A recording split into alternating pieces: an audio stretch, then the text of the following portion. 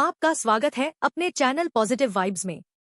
एक ऐसी कहानी जो भारतीय संस्कृति, मूल्यों और पारिवारिक संबंधों की गहरी जड़ों को उजागर करती है और आधुनिकता के बीच संतुलन साधने का संघर्ष भी दर्शाती है। आइए सुनते हैं कहानी साड़ी वाली गंवार।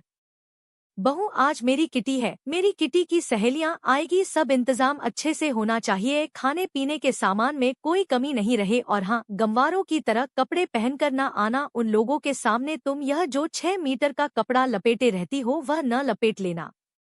तुम साड़ी पहनकर उन लोगों के सामने नहीं आओगी। उन लोगों की बहुएं मॉडर्न कपड़े पहनती हैं। अगर तुम साड़ी लपेटकर आ जाओगी तो वह लोग मेरा मजाक उड़ाएगी। इसलिए तुम भी मेरी सहेलियों के सामने मॉडर्न कपड़े ही पहनकर आना। मेरी बात कान खोलकर सुन लो, उन लोगों के सामने ऐसा कोई काम न करना जिससे उन लोगों को यह पता चले कि तुम एक गंवार हो। प्रेरणा की सास ने व्यंग्यात्मक लहजे में उससे कहा। मम्मी जी, मेरे पास मॉडर्न कपड़े नहीं है, प्रेरणा ने धीरे से कहा। मैंने तुम्हें लाकर दिया तो था, वह कहाँ गया? प्रेरणा की सास वीणा ने गुस्से में पूछा। मम्मी जी, मैंने वह सभी कपड़े सोनिया दीदी को दे दिए थे क्योंकि मुझे वह कपड़े पहनने ही नहीं थे, प्रेरणा ने डरते हुए नजरें झुकाकर कहा। अब तो समय भी नहीं है कि मैं बाजार जाकर तुम्हारे लिए कपड़े लेकर आऊं।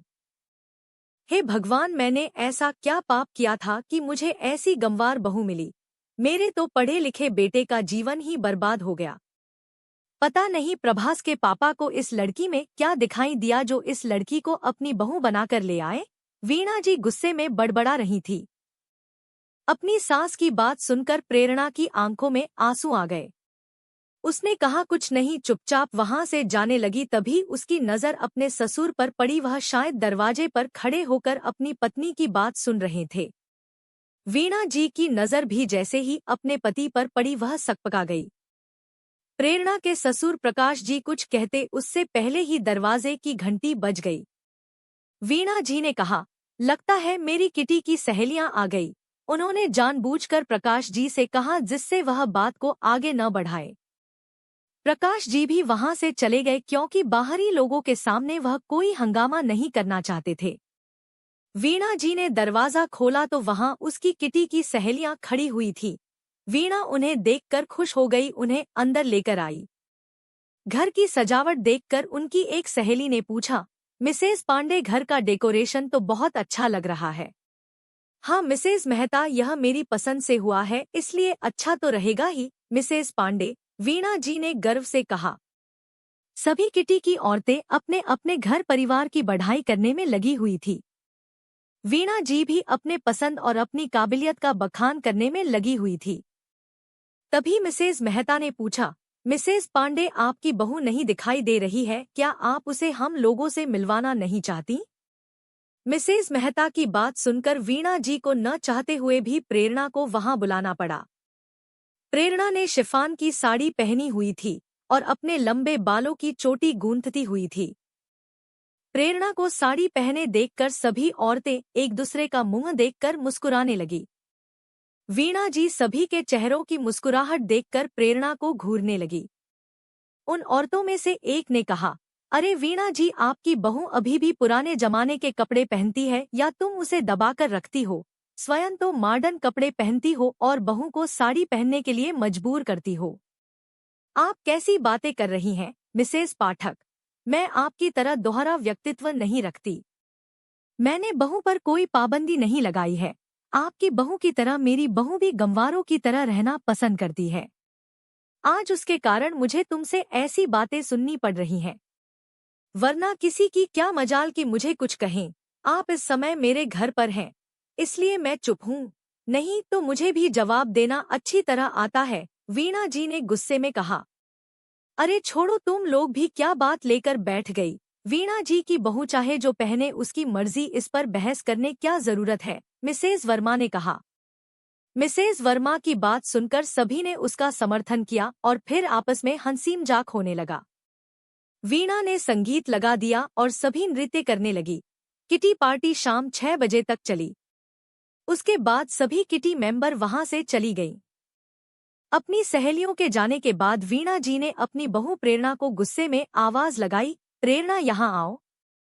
प्रेरणा अपनी सास के सामने आकर खड़ी हो गई, फिर डरते हुए धीरे से पूछा, जी मम्मी जी, क्या बात है, आपने मुझे क्यों बुलाया है?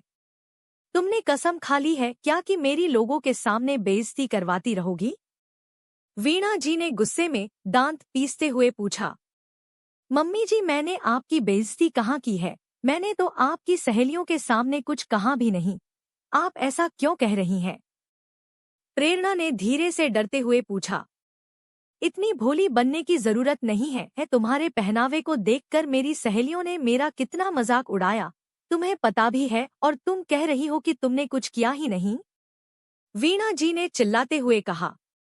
मम्मी जी, साड़ी पहनने से आपकी बेइज्जती कैसे हुई, यह बात मेरी समझ में नहीं आई। मुझे साड़ी पहनना पसंद है।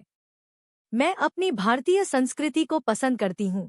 मुझे पाश्चात्य संस्कृति का पहनावा नहीं पसंद है, प्रेरणा ने परेशान लहजे में कहा। तुम मम्मी से ज़बान लड़ा रही हो? उसके पति प्रभास ने घर के अंदर आते हुए कहा। मैंने तो ऐसा कुछ नहीं कहा, मैं तो मम्मी जी से इतना कह रही थी कि प्रेरणा की बात को काटते हुए प्रभास ने कहा, चुप करो, वैसे तो बहुत संस्कारी बनती हो और जब बड़ों को जवाब देती हो तो तुम्हारा संस्कार कहाँ चला जाता है? प्रभास की बात सुनकर प्रेरणा की आंखों में आंसू आ गए। प्रेरणा के आंसू देखकर वीणा जी ने कहा, फिर शुरू हो गया इसका तिर्या चरित्र। तुम माँ बेटे हमेशा प्रेरणा का अपमान क्यों करते रहते हो? मैंने तुम लोगों को कितनी बार समझाया है कि अपनी हरकतों से बाज आ जाओ, वरना मुझसे बुरा कोई नहीं होगा। प्रेरणा गंवार नहीं है, पढ़े लिखे गंवार तुम दोनों हो। मैंने जानबूझकर प्रेरणा को अपनी बहू बनाया है, जिससे मेरी आने वाली पीढ़ियों को भारतीय सभ्यता, संस्कृति और संस्कारों का ज्ञान हो सके। तुम दोनों ने तो अपनी भारतीय संस्कृति को ताक पर रख दिया है। तुम दोनों स्वयं गलत हो और गलत प्रेरणा को ठहरा रहे हो। आज के बाद अगर तुम दोनों ने प्रेरणा का अपमान किया तो मुझसे बुरा कोई नहीं होगा, प्रेरणा के ससुर प्रकाश जी ने गुस्से में कहा और वहां से चले गए। प्रभास और वीणा जी ने जलती निगाहों से प्रेरणा को देखा और वह लोग भी वहां से चले गए। प्रेरणा आंखों में आंसू लेकर वहीं खड़ी रही। उसकी समझ में यह नहीं आ रहा था कि उसकी गलती क्या है जो उसकी सास और पति उससे नाराज रहते हैं। यही सोचते हुए प्रेरणा रसोई घर में चली गई। प्रेरणा, कहाँ हो, यहाँ आओ। प्रभास ने प्रेरणा को आवाज लगाई। प्रेरणा दौड़ती हुई आई। क्या बात है, आपने मुझे क्यों बुलाया है? प्रेरणा ने पूछा। कल मैं अपनी तरक्की के उपलक्ष्य में एक पार्टी दे रहा हूँ। वहाँ बहुत बड़े बड़े लोग आएंगे, विदेशी लोग भी वहाँ होंगे। पार्टी 5 स्टार होटल में है। वहाँ तुम्हारा रहना आवश्यक है, इसलिए तुम्हें भी वहाँ चलना। पर तुम वहाँ साड़ी पहनकर नहीं चलोगी। वहाँ पहनकर जाने के लिए मैं तुम्हारे लिए यह ड्रेस लाया हूँ। तुम्हें वही पहनकर चलना होगा। प्रभास ने प्रेरणा को एक पैकेट देते हुए कहा। प्रेरणा ने वह पैकेट अपने हाथ में लिया और उसे खोलने लगी, तभी फोन की घंटी बज उठी। सबका ध्यान उधर चला गया। प्रेरणा ने पैकेट रख दिया और फोन उठाया। उधर से उसकी माँ की आवाज आई। वह कह रही थी कि तुम्हारे पापा की तबीयत खराब है, वह तुमसे मिलना चाहते हैं। अपनी माँ की बात सुनकर प्रेरणा घबरा गई और उसने अपनी सास को अपने पिता की तबीयत के बारे में बताया और कहा कि वह अपने मायके जाना चाहती है। वीणा जी उसे मना करती उससे पहले ही प्रकाश जी ने कहा, प्रेरणा, इसमें पूछने की क्या बात है, तुम जाओ, तुम्हारे पापा तुमसे मिलना चाहते हैं। अपने ससुर की बात सुनकर प्रेरणा अपने मायके जाने की तैयारी करने लगी। उसका मायका उसी शहर में था। उसने प्रभास से कहा कि वह कल पार्टी में जाने से पहले यहाँ आ जाएगी। उसके बाद प्रेरणा अपने मायके जाने के लिए निकल गई। अपने माता पिता से मिलने के बाद प्रेरणा बहुत खुश हुई। प्रेरणा को देखकर उसके पापा की तबीयत में सुधार होने लगा। प्रेरणा भी अपने माता पिता के पास आकर बहुत सुकून और शांति महसूस कर रही थी। दूसरे दिन प्रेरणा के पापा की तबीयत कुछ ठीक थी। प्रेरणा ने प्रभास को फोन करके कहा कि वह सीधे होटल आ जाएगी। प्रभास ने कहा कि तुम ड्राइवर के साथ होटल आ जाना और वही ड्रेस पहनकर आना जो मैंने तुम्हें कल लाकर दिया था। प्रेरणा अपने पापा को डॉक्टर को दिखाने के बाद अपनी ससुराल चली गई। घर में कोई नहीं था, सब लोग होटल जा चुके थे। प्रेरणा भी तैयार होने के लिए अपने कमरे में गई। उसने जब अपनी ड्रेस देखी तो वह चौंक गई। वह एक गाउन था जो बैकलेस था। प्रेरणा ने उसे बेड पर फेंक दिया और अपनी अलमारी से एक कांजीवरम की साड़ी निकाली। साड़ी क्रीम कलर की थी और उसका बॉर्डर मैरून रंग का था। प्रेरणा ने वही साड़ी पहनी, अपने लंबे बालों का ढीला जूड़ा बनाया, गले में मैरून रंग का जड़ाऊ हार और हाथों में जड़ाऊ कंगन पहने, माथे पर मैरून रंग की बड़ी बिंदी और होंठों पर मैरून रंग की लिपस्टिक लगाई। जब प्रेरणा ने तैयार होकर स्वयं को शीशे में देखा तो स्वयं को देखकर शर्मा गई। तभी उसका फोन बज उठा। प्रेरणा ने फोन उठाया। फोन प्रभास का था। कहाँ हो, कब तक होटल पहुंच रही हो? प्रभास ने गुस्से में पूछा। मैं तैयार हो गई हूँ, अब घर से निकल रही हूँ, मुझे होटल पहुंचने में ज्यादा समय नहीं लगेगा, प्रेरणा ने कहा। प्रेरणा फोन रखने के बाद प्रेरणा होटल के लिए निकल पड़ी। कुछ समय बाद उसकी कार सड़क पर दौड़ने लगी। थोड़ी देर बाद ही कार होटल के कंपाउंड में खड़ी हुई थी। कार से उतरकर प्रेरणा सीधे अंदर पहुंची। वहां सभी लोग आ गए थे। जैसे ही प्रभास की नजर प्रेरणा पर पड़ी, उसके चेहरे पर क्रोध के भाव दिखाई देने लगे। वीणा जी भी वहां आ गई और फुसफुसा कर बोली, तुम्हें हमारी बेइज्जती करवाने में इतना मजा क्यों आता है? अब सभी लोग मेरे बेटे का मजाक उड़ाएंगे, कहेंगे कहाँ की गंवार आ गई है।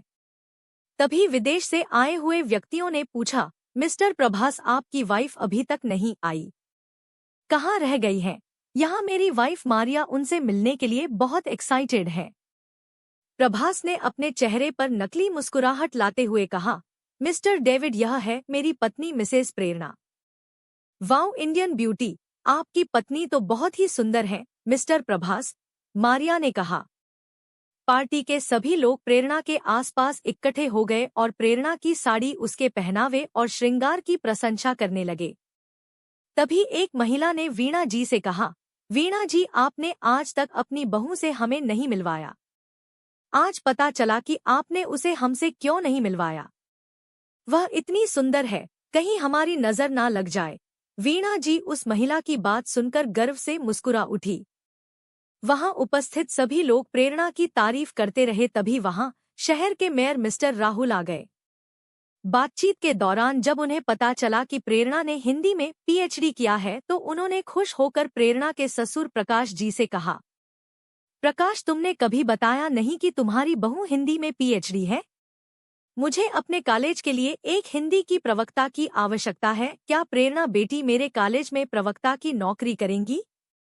मेयर साहब की बात सुनकर प्रेरणा के चेहरे पर आश्चर्य मिश्रित खुशी दिखाई देने लगी। मेयर साहब की बात सुनकर वीणा और प्रभास के चेहरे पर भी गर्व की मुस्कुराहट फैल गई। तभी वहां प्रकाश जी आ गए और उन्होंने व्यंग भरी आवाज में कहा, क्या हुआ वीणा, आज तुम्हारे चेहरे पर प्रेरणा के लिए गुस्सा और नफरत नहीं दिखाई दे रही है? और प्रभास, तुम्हें आज प्रेरणा एक गंवार नहीं लग रही है? आज यह चमत्कार कैसे हो गया? अपने पिता की बात सुनकर प्रभास ने शर्म से अपनी नजरें झुका ली और वीणा के चेहरे पर भी शर्मिंदगी के भाव दिखाई देने लगे। मुझे माफ कर दो प्रेरणा बेटा, हम लोगों के चेहरे पर पाश्चात्य संस्कृति का पर्दा पड़ा हुआ था जो आज उतर गया। हमें तुम पर नाज है और मैं भी खुश हूँ कि प्रभास के लिए उसके पापा ने इतनी सुंदर और संस्कारी लड़की ढूंढी। वीणा जी ने हंसते हुए प्रेरणा से कहा। प्रभास बहुत प्यार से प्रेरणा को देख रहा था। प्रेरणा की नजर जब प्रभास पर पड़ी तो उसे अपनी ओर देखता पाकर प्रेरणा ने शर्मा कर अपनी नजरें झुका ली। प्रकाश जी अपने परिवार को एकजुट होता देखकर खुशी से उन्हें देख रहे थे। उनके चेहरे पर गर्वीली मुस्कान फैल गई।